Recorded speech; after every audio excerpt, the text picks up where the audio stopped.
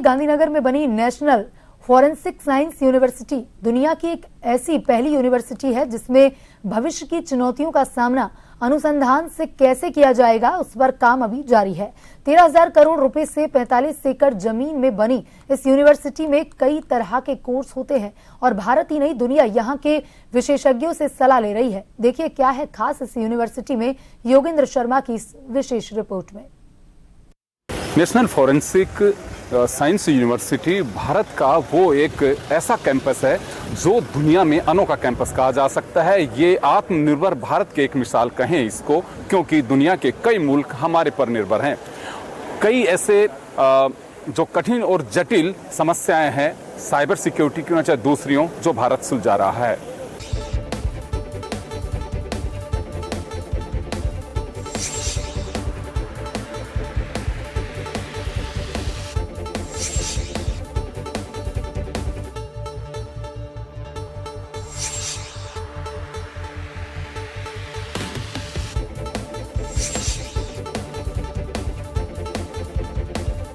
दुनिया के सामने cyber security, financial fraud, DNA, brain mapping जैसी कई चुनौतियां हैं। इनका उपाय क्या हो सकता है, इस पर हमारे वैज्ञानिक काम कर रहे हैं।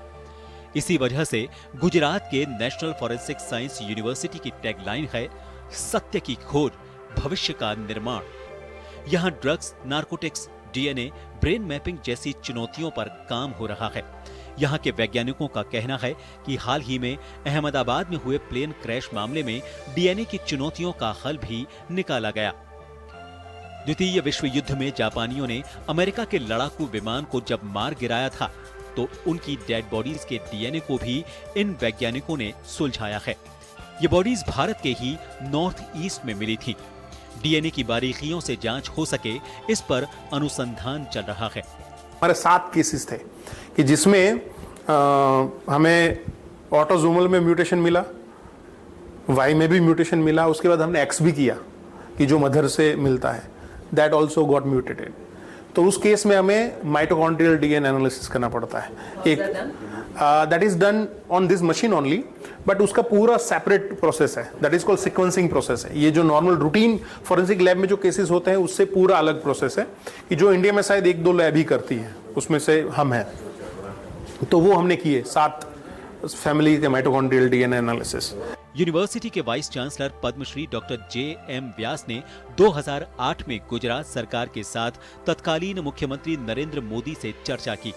2009 में इसे गुजरात फॉरेंसिक साइंस यूनिवर्सिटी बनाया गया और 1 अक्टूबर 2020 को नेशनल फॉरेंसिक साइंस यूनिवर्सिटी का दर्जा केंद्रीय गृह मंत्रालय के अधीन दिया गया।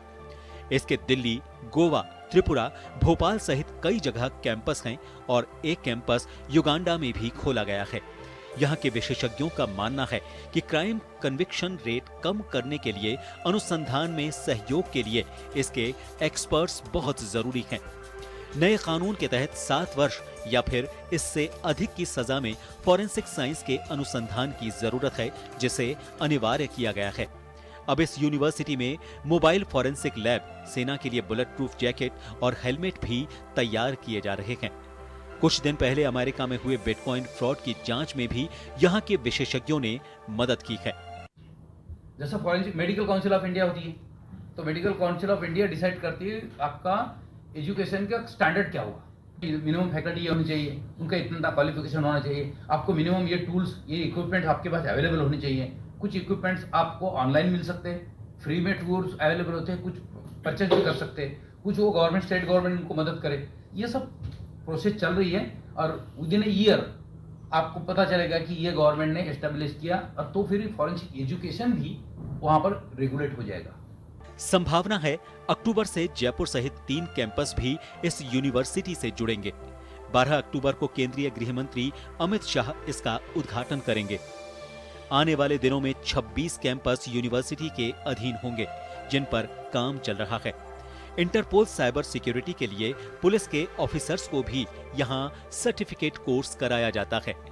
दुनिया का ये इकलौता कैंपस है जिसमें वर्तमान और भविष्य की चिंताओं पर अनुसंधान हो रहा है। सत्य की खोज और भविष्य का निर्माण यही किया जा रहा है। दुनिया के सामने कई जटिल स्थितियां हैं, चाहे वो किसी भी तरह के फ्रॉड हो, डिजिटल चैलेंज जो हो, तमाम समस्याओं का हल बड़ी सावधानी के साथ में यहाँ किया जा रहा है। यानी कि एक अनुसंधान का वो कैंपस है जो भविष्य की ज़रूरतों को वर्तमान में पूरा करता नजर आ रहा है। और अगर आज इसको हम नहीं अपनाते हैं तो भविष्य बहुत ही इनसिक्योर होगा। नेशनल फॉरेंसिक साइंस यूनिवर्सिटी से योगेंद्र शर्मा, जन टीवी न्यूज, गांधीनगर, गुजरात।